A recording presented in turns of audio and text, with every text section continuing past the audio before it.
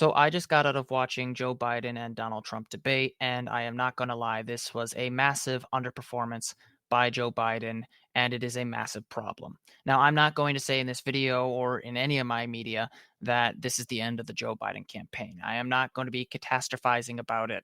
I think that's a massive overreaction. I'm frustrated by what I saw, but there are some considerations. There are still 4 months to go in this campaign.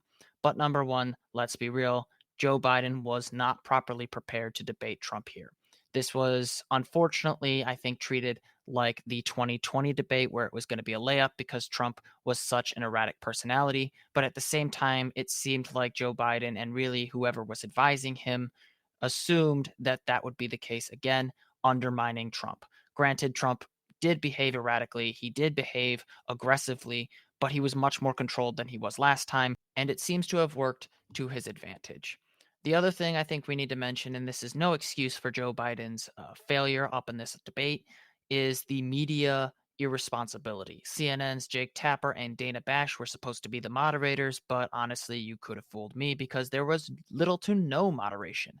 In fact, there was no live fact checking during this debate, and unfortunately, that means that Joe Biden and Donald Trump were basically responding to one another with little to no context for any of the things they were saying. There were some reporters on Twitter and other social media that were responding to this. They were providing context, debunking things. And right now, as I'm recording, I'm sure that's going on, but there was none on the live debate on CNN. And that's just completely and utterly reprehensible, regardless of which side of the aisle you're on.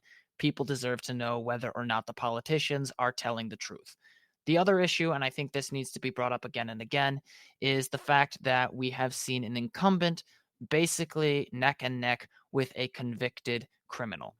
Joe Biden's campaign has every opportunity to basically sink Donald Trump with just his own reprehensible record.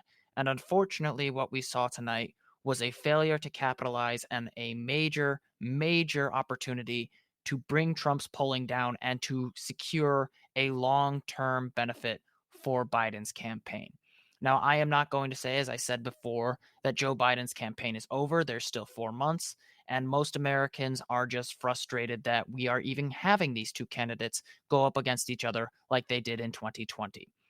But what I will say is if the Joe Biden campaign does not reorient itself, it's going to be in a lot of trouble and we are all going to pay the price for it.